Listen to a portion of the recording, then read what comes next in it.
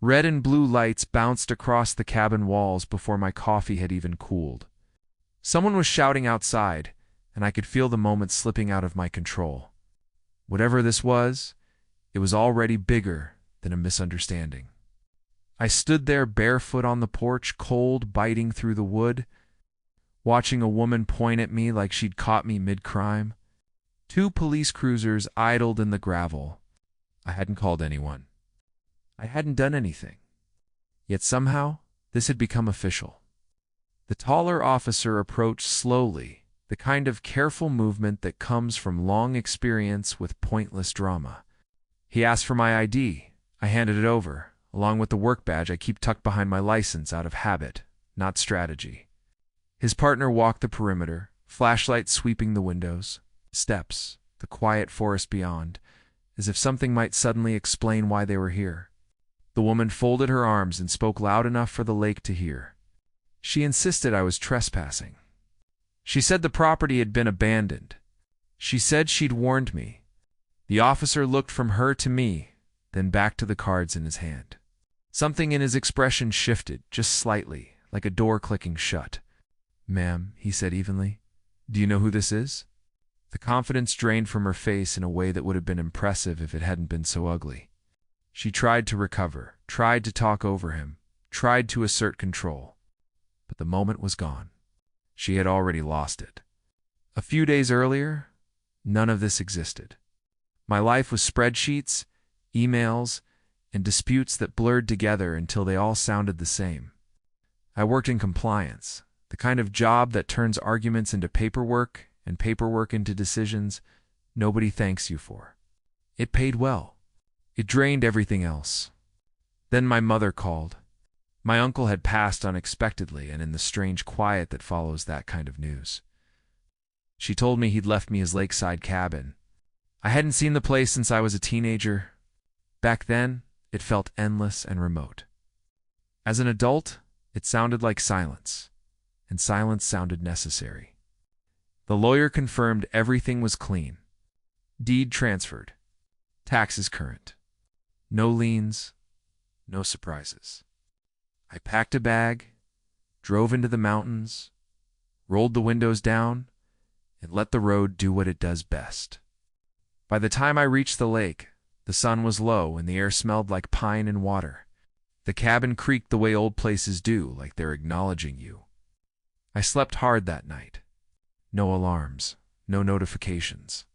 Just the sound of insects and the occasional ripple from the lake. For a few hours, the world felt manageable again. The knock came early the next morning, sharp, repetitive, not the kind you ignore. I opened the door to find a woman with a clipboard and a practiced scowl. She didn't greet me. She demanded to know who I was and why I was there. I told her my name. I told her I owned the cabin.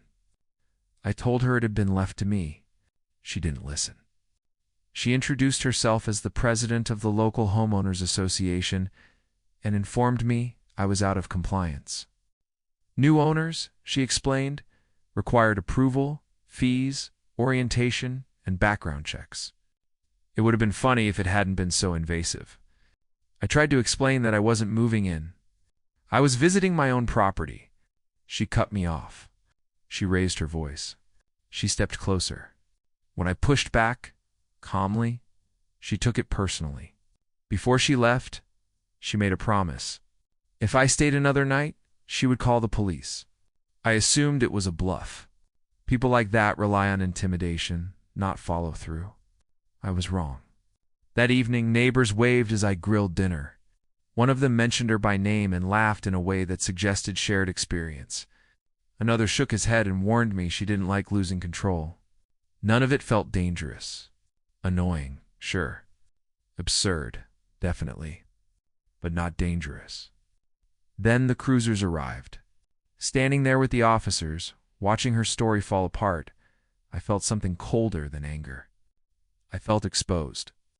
Anyone willing to weaponize authority that casually wasn't just obnoxious. They were unstable. The officers asked her what crime she was reporting. She said trespassing.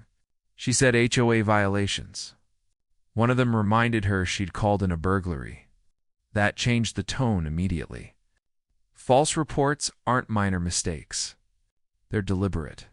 They pull resources away from real emergencies. They put people at risk. The officers explained that to her while she tried to pivot, to justify, to regain control of a situation she'd set on fire. I didn't raise my voice. I didn't need to. I asked to file a complaint. The next morning, back in the city, the story should have ended. Instead, curiosity got the better of me. I pulled the association's file. Complaints stacked on complaints. Missing notices. Questionable fines. Elections that didn't add up. Patterns emerged quickly once I looked. I scheduled an audit. What followed was quiet but devastating. The findings were clear. Rules bent. Authority abused. Residents pressured into compliance through fear and confusion. Within weeks, the board was forced into an emergency meeting. The vote to remove her was unanimous, except for her own. Watching someone lose power they never deserved isn't dramatic. It's quiet. It's administrative. It's final. Months later, new guidelines were drafted. Safeguards put in place. Limits enforced. I returned to the cabin occasionally, not for closure, but because it had become something else. A place where peace wasn't theoretical. Sometimes I see her walking her dog a few streets away. She never looks up. She never speaks. The rules she once tried to twist now apply to her like everyone else. The strangest part is how simple it all was in the end. Authority only works when people are afraid to question it. The moment that fear disappears, so does the illusion. Power doesn't vanish loudly. It just stops answering when you call.